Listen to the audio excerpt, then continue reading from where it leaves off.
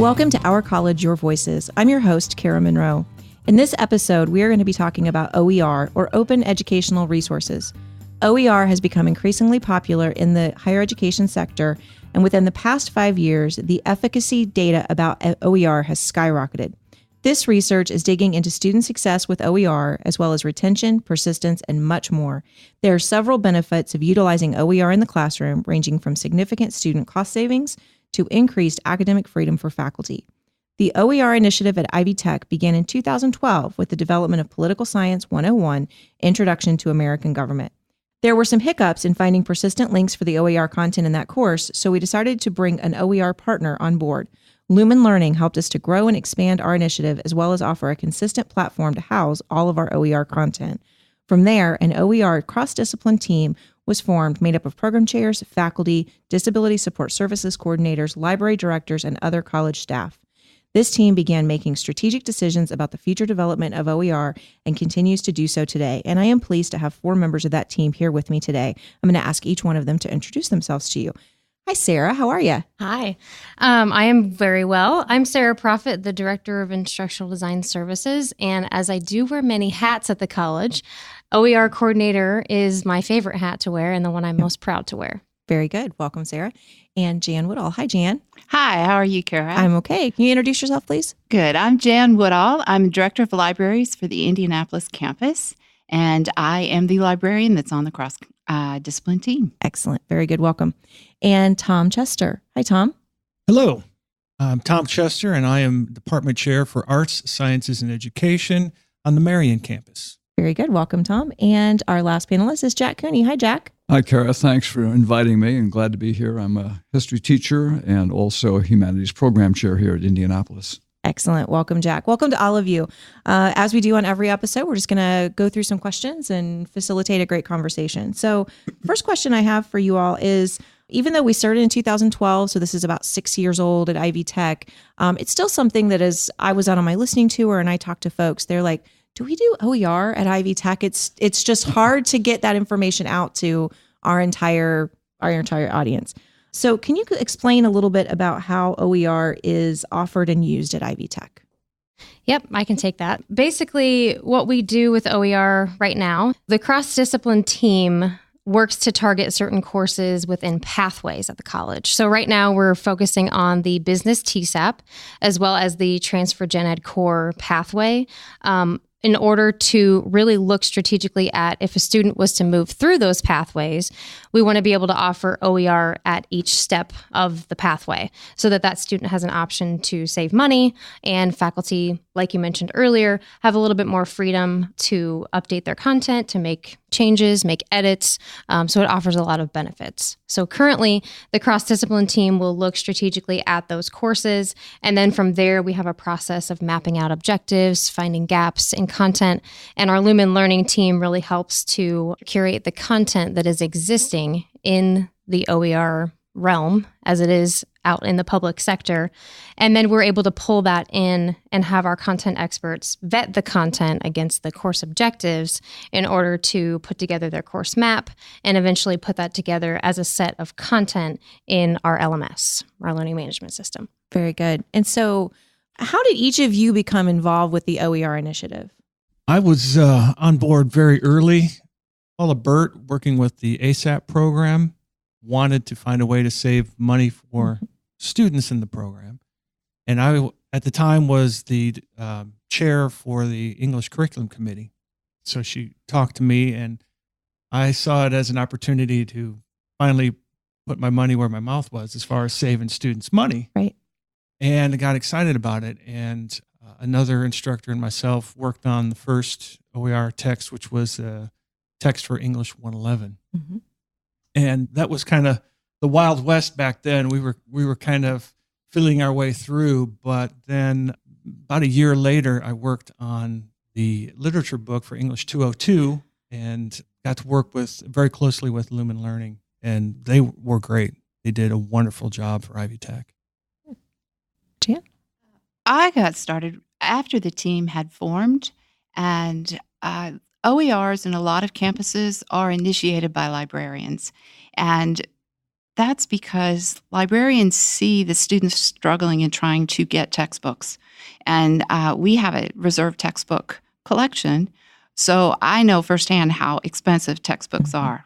I have a certain amount that I can use for textbooks, and it doesn't go very far. Right. So OERs were really interesting to me. And when I was asked to be on the team to bring some expertise with copyright issues, licensing, advocacy, and promotion, I jumped right in and thought that was a great idea to do. Well, always a contrarian, but I was recruited reluctantly. Like Tom, it was Paula Bird who reached out to me about cost savings, and I thought, well, that's good, but what about the content?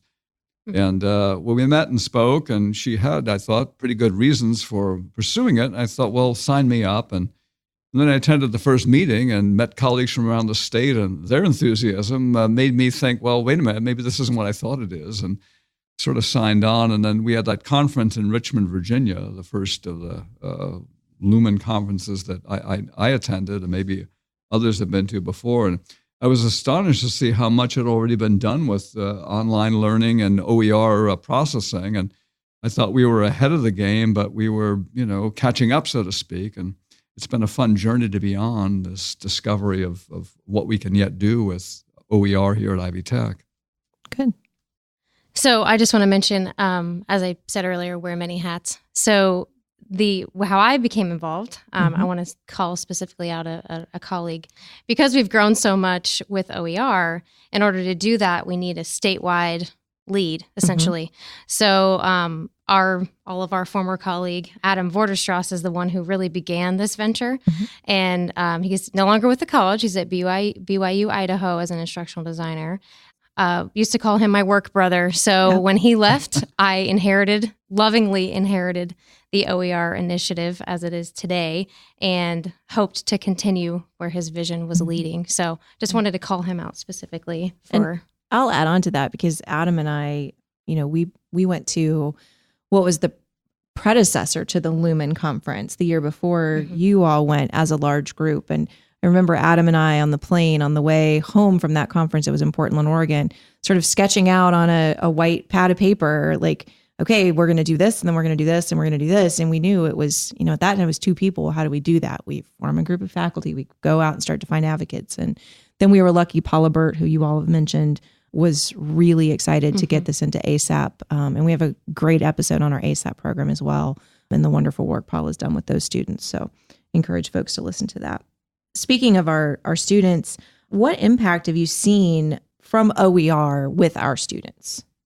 It's interesting to answer that question, because in a way, I haven't seen a lot of impact, meaning that there hasn't been any kind of negative kickback from students. If it's going well, we just consider that a good thing, don't we? Yeah.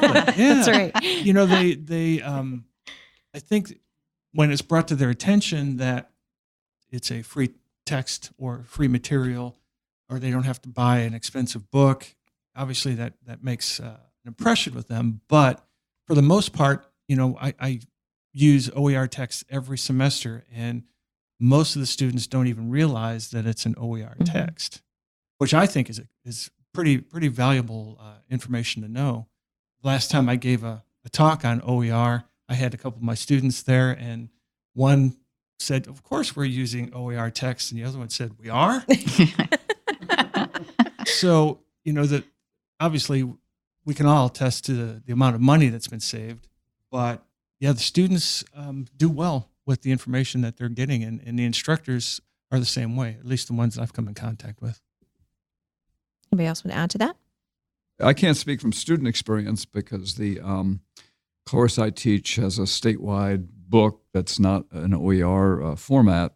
But one of my colleagues, Josh Philippi, art history teacher, when he found out about OER, was pretty excited, because the art history textbook was a pretty hefty price, and he put together an OER resource to replace the textbook, and did that almost faster than I could say OER, and apparently it worked very well for the kids. And so I have a report from one of my teachers who I didn't have to convert. He saw the opportunity, and I gave him, as it were, latitude. Yeah, go give that a try and see what happens. And his report was that it was a good experience for his students, and I assume that's a direction that we'll keep going with our program as opportunities come up.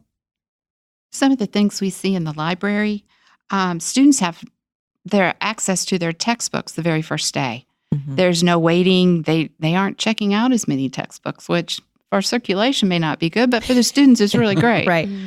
So that's good for them. And then there's always that issue if they buy a used textbook, they have to still get the access code, and those are expensive. And that's, no longer an issue if they have a course with OER content. And then, Sarah, have we saved them close to $1 million in textbook costs? Well, we did, in fall of 2017, we saved over $1 million, almost 1.1. And that was with 12,000 students using OER at the college. That's, that's significant. Even if we don't see that from student to student or class to class, that's still overall, that's a huge number. It is. And Tom, I know you talked about how, you put your money where your mouth is. This is something that aligns with your personal values, using OER. If other faculty have that same feeling and they want to get more involved, or if they just want to have more control, you've all talked about academic freedom a little bit. How can they get involved with OER? What steps do they need to take? I would say, general faculty, the first thing they need to do is talk to their chair and talk about how textbooks are adopted and what the options are for OER. And if the chair doesn't know, they obviously can contact Sarah or any of us on the committee. But it starts there with the people who are deciding what books are going to be used. And how does that remixing process work? So how does it expand a faculty member's academic freedom? I know I talked about that in the opening, and I know that's one of the hallmarks of OER, but how has it done that for you as somebody who's used OER? When I originally was working with OER, one of the selling points to me was I always had this problem of instructors who had been teaching for 1,000 years, knew what they were doing, were doing a great job, right, and didn't use the textbook that was assigned. And then students would complain that they bought a book that wasn't being used and so forth. And I didn't want to push my excellent instructors to change what they were doing. At the same time, I needed, for adjuncts and new instructors, I needed textbook material. So to me, the OER text gave us a lot of freedom to let the instructors, use the material that they wanted, pick or choose, use the things that they thought best that could help their class or their students, but they didn't feel obligated to use a book that they didn't like or they didn't fit in with their teaching style. So it was a nice compromise. So what do you all see as the future of OER at Ivy Tech? Sky is the limit.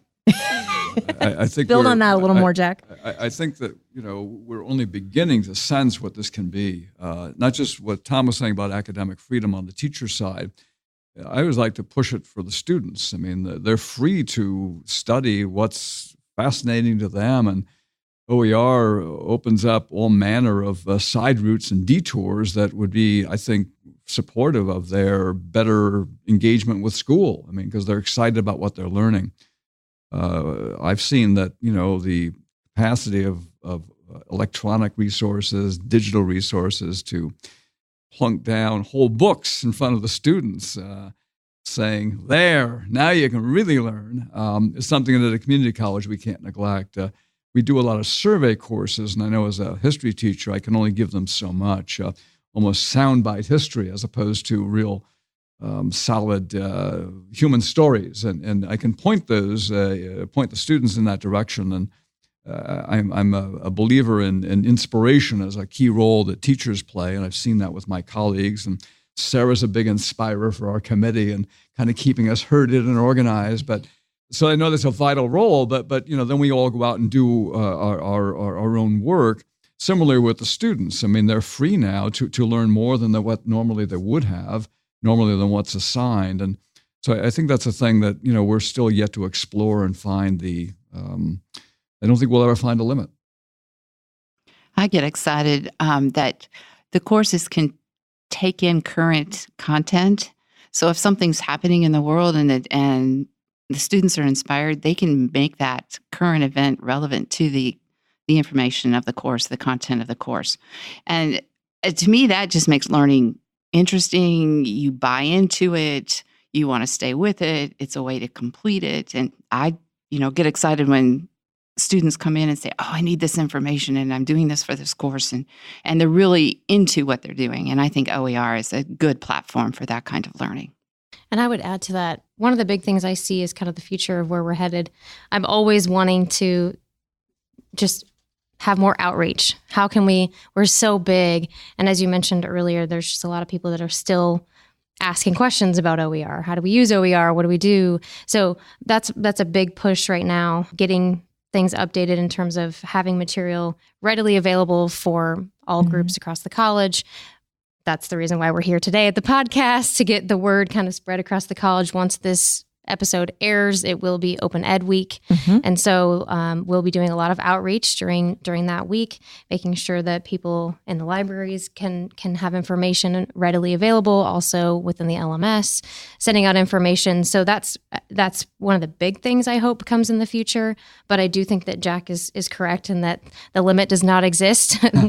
we will continue to grow as much as humanly possible. And in so many different ways, in faculty outreach, student outreach, but also in the research aspect, as research into OER is still just a baby right now across the whole country and worldwide, really.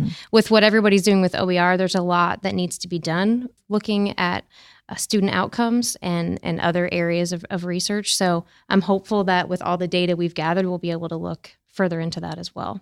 Absolutely. Anything else you guys want to get in the episode today? I was at the Indiana Digital Learning Summit on Friday, and it was pitched as not about OER, so don't come expecting to learn about OER. And I thought, well, maybe I don't want to go.